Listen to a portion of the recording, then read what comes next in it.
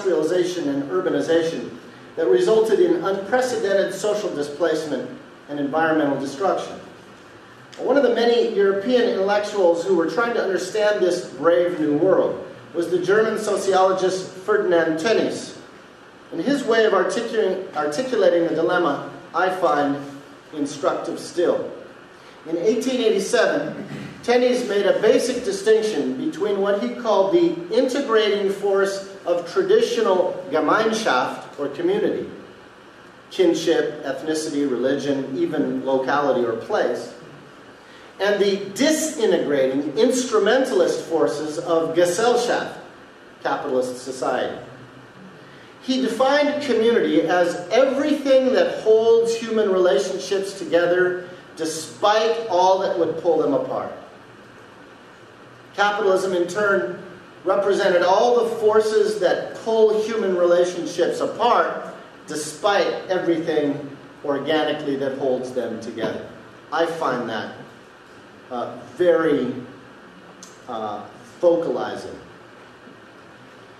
Tönnies saw that the modern market economy and the state apparati that were developed to facilitate it was steadily unraveling the fabric of older, more traditional ways of being that were fundamentally relational, including economic exchange.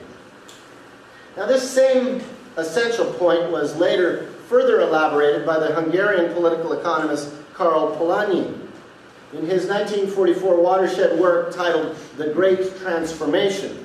Polanyi traced how market society has relentlessly displaced the basic social order that has characterized all previous human history. Modernity, Polanyi contended, is defined by the struggle between the forces of the autonomous market and what he called counter-movements of social protectionism. If you want to know more about Polanyi's work, John Parker over there, raise your hand, John, among many things, is a student of Polanyi as an anthropologist and an economist. For a concrete contemporary analogy of what I think Polanyi is talking about, think of the radical difference today between two sites of economic exchange. A local farmer's market on the one hand, and an online shopping network on the other. In the former, social relations are paramount. In the latter, social relations have been entirely erased. You don't have to interact with anybody to shop online. Tönnies and Polanyi help us keep this complicated thing simple enough to grapple with. They remind us that the two divergent forces of community and capital have been making competing claims on our hearts, minds, and embodied lives in society for a very long time. It seems pretty clear that our task as people of faith in this historical moment is to give priority to the ongoing struggle to recover, nurture, and advocate for Gemeinschaft in the midst of the ever more insatiable power of Gesellschaft. Now, neither Tönnies nor Polanyi could have anticipated the ecological dimensions of this crisis, but their logic, I think, can be extended to include it.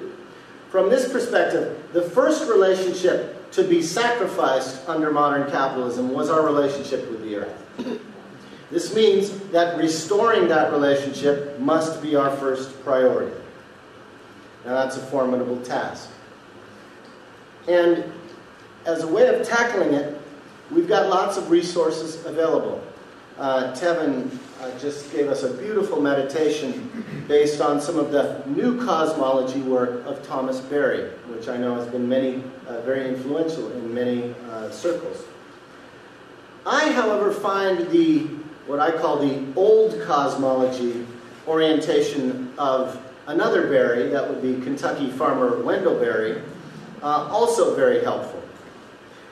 Wendell Berry talks a lot about two economies, a resonance that we'll soon see in the teaching of Jesus in Luke 12. Berry refers to the divine creation as the great economy, by which he means the all-encompassing, integrated, and functioning biosphere that includes principles and patterns by which values or powers or necessities are parceled out and exchanged.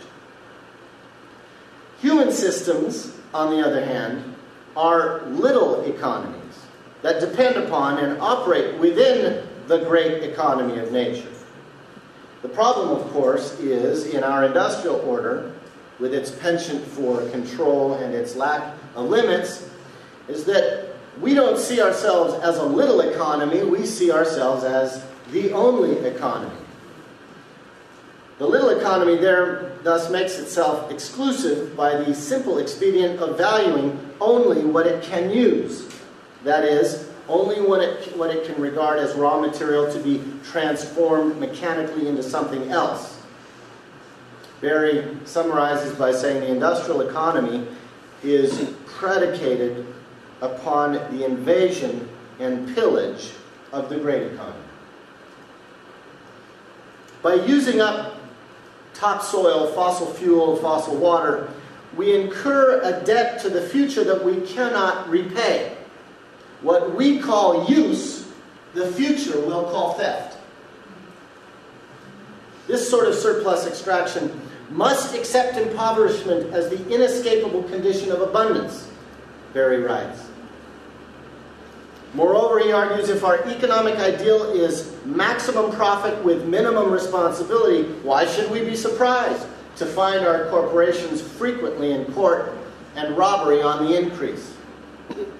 In contrast, the great economy, Berry argues, demands responsibility and stewardship based upon a consciousness of our profound interdependence with each other and the whole natural order. The loser's losses finally afflict the winner in this system, says Berry.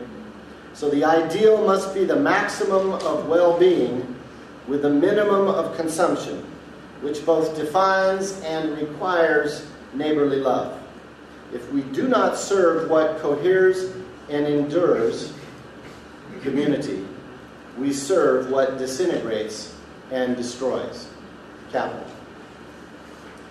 Now, I think that the ecological economist Hazel Henderson best summarizes the points that Tönnies, Polanyi, Berry, and so many others have been making.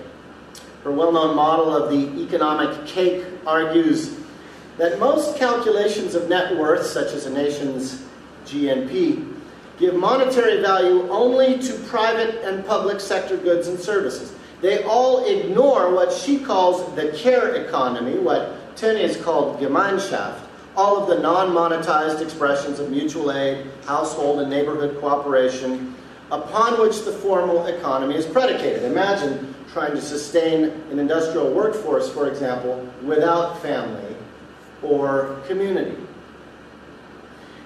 Henderson, in turn, also recognizes that this social cooperative economy, as she calls it, is predicated upon the great economy of nature. So those are the two foundational layers of her economic cake. Problem with orthodox economics is that it imputes no intrinsic value, much less monetary value, to these two layers of the cake. They're content rather to skim off the icing of private profit.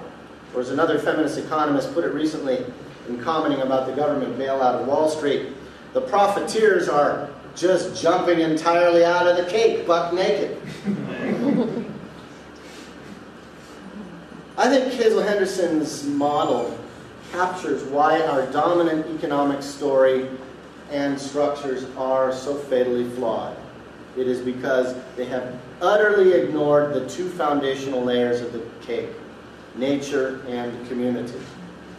So, to make our complicated crisis simple, we can reasonably assert that any possibility of future sustainability, not to mention justice, must begin by revaluing the whole cake, beginning from the bottom up.